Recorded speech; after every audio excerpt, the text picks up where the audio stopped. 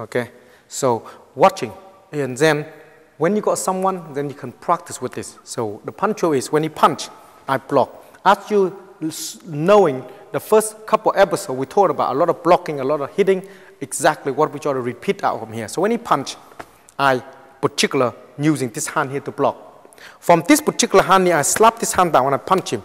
Now when he's doing the punching here, he will have a hand to block. While he block this, he will turn this hand, slap, and he will punch, and I will block from here. Now learning this is learning to understanding the energy. Where is the energy? If he's forcing in, I feel it, so I know where he is. That's the energy. If he move his hand, I don't need to move anywhere because there's no force here.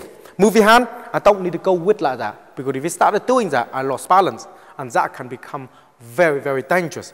So when you're doing this particular bit here, it's knowing where the body is, understanding where the hand is, knowing where the movement is. That's where you're hitting. When you hit, make sure you grab, because if you not grab, later on you find difficult to drop. While he's doing the movement, you relax. He will return, and then he do the same. Then you movement like this, and then you start to work, okay, like this. And then you're moving from here, then you want to change, then all you do is just chop, from here chop. Underhand this line here, slap, and then you punch. Then you return here, okay? Very, very simple movement when you work with this, okay?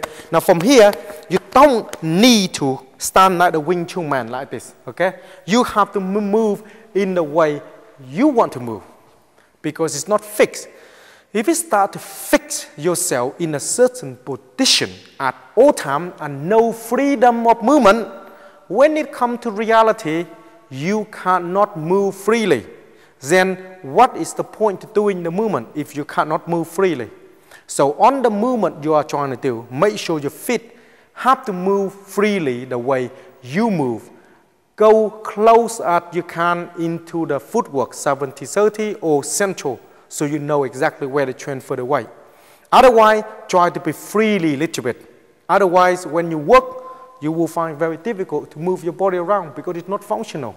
So, the learning to chop, then you change. Okay? Now from here, when you start changing, you work in this speed, like this. And then you change, then you change, then you change. Then you come into work.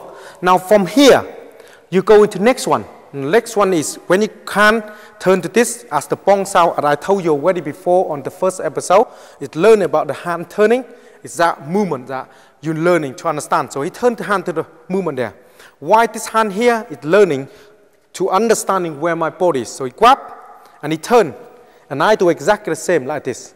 And then I grab and I turn. Okay, he grab and he turn. Okay, like this. So you know where the body is. Learning. Now when I understand that, I will change my body, okay, from here. Then I grab the hand on here, then I pull, then I change this side, okay, from here.